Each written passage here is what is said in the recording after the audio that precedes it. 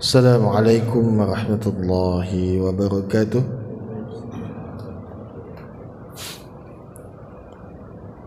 Alhamdulillahi wa syukurillah wala ni'matillah wala hawla wala quwwata illa billah.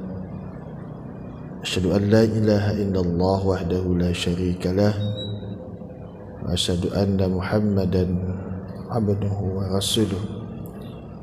Allahumma salli ala sayyidina Muhammad. Allahumma salli ala Muhammad wa ala ali Muhammad kama sallaita ala Ibrahim wa ala ali Ibrahim wa barik ala Muhammad kama barakta ala Ibrahim wa ala ali Ibrahim fil alamin innaka Hamidum Majid. Bapak Ibu jamaah Masjid Syuhada rahimakumullah, alhamdulillah segala puji milik Allah Subhanahu wa taala.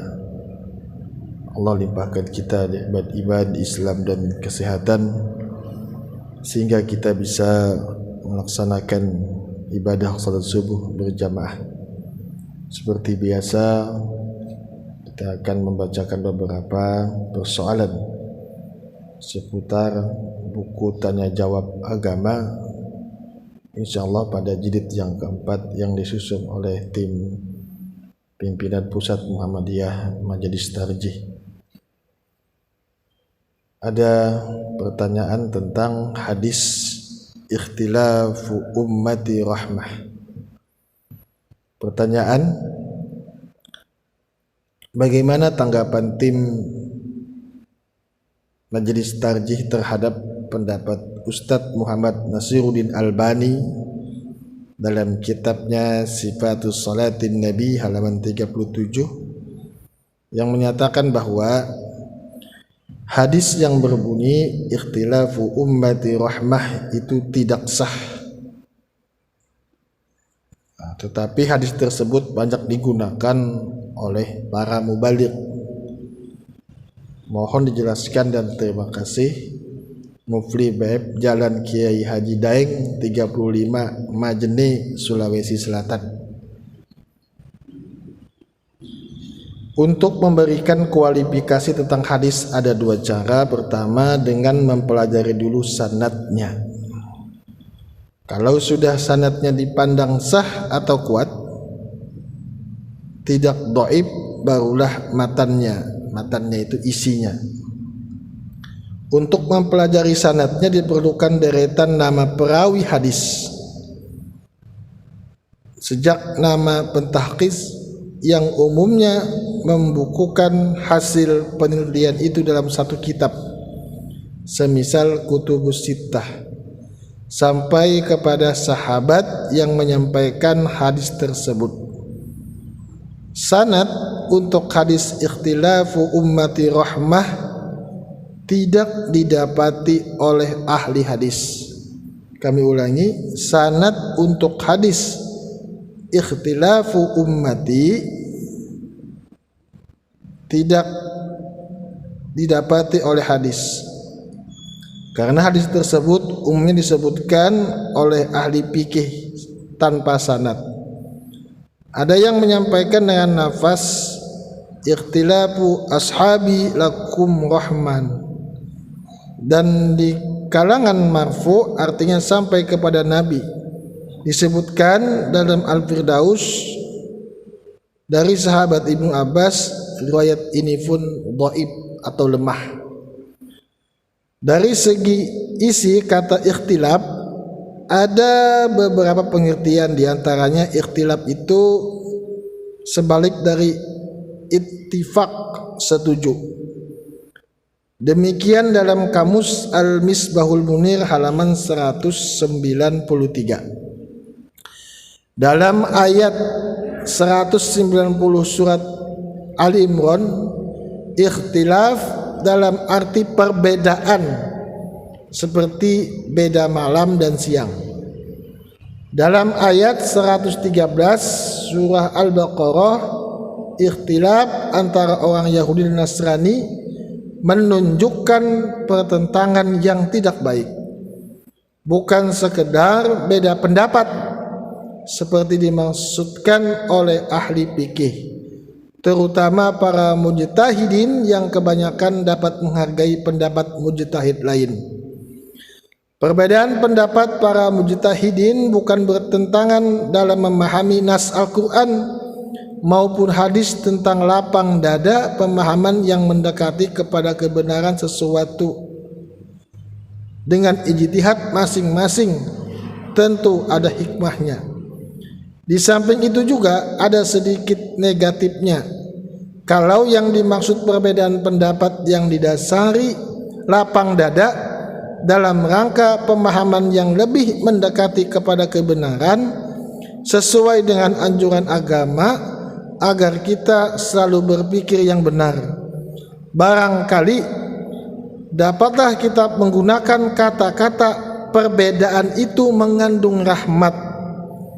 Hal ini hendaknya digunakan seperti himbauan yang seharusnya demikian.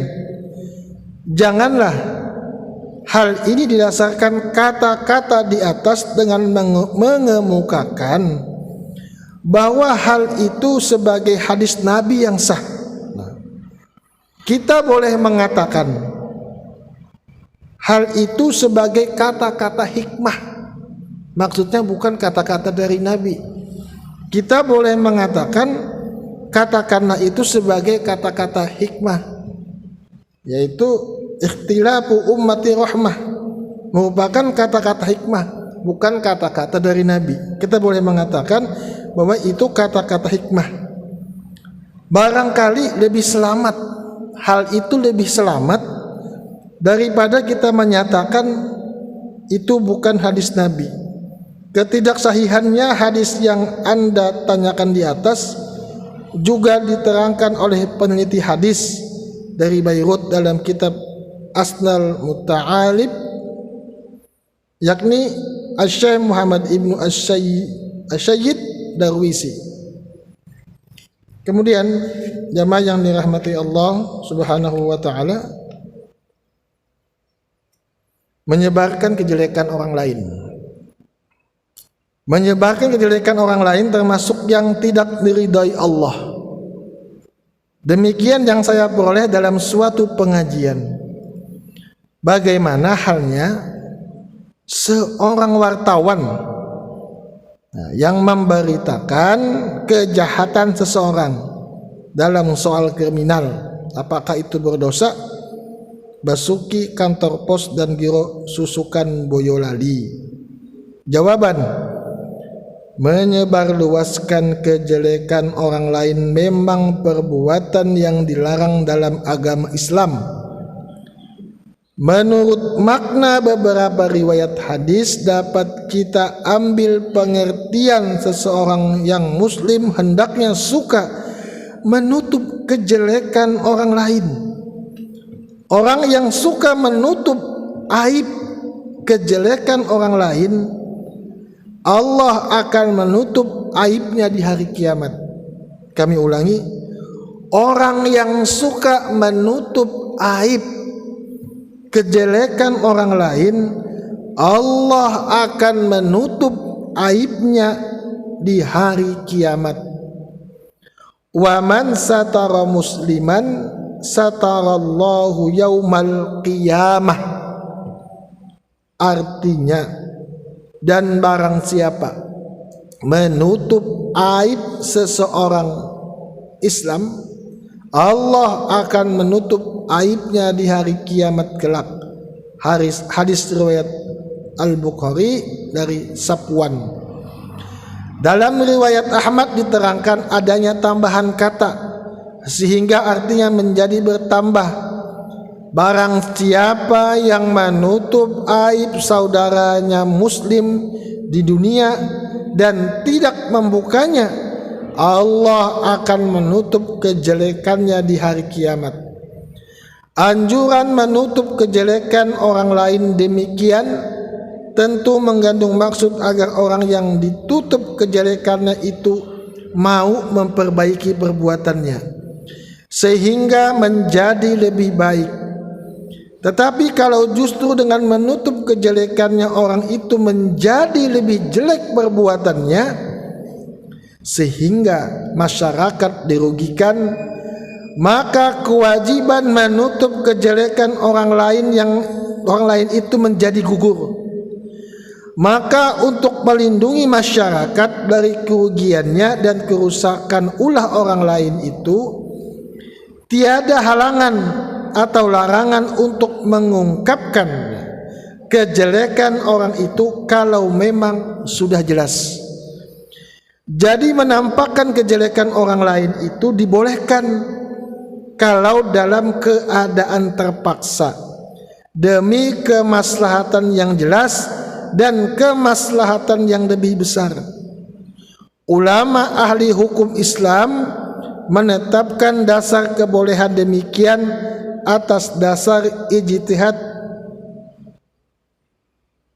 khususnya yang disebut istihsan, yakni pengecualian hukum yang berlaku secara umum. Pada prinsipnya tidak dibolehkan menampakkan kejelekan orang lain kecuali apabila terpaksa. Dalam praktik pelaksanaan hukum diperbolehkannya menampakkan kejelekan ataupun kejahatan orang lain kalau orang itu berkedudukan sebagai a. saksi dalam kejahatan.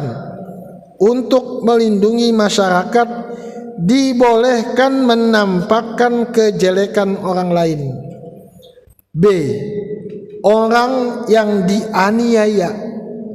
Orang yang dianiaya dapat mengadukan dengan menampakkan kejelekan orang lain di hadapan pengadilan untuk mendapatkan keadilan.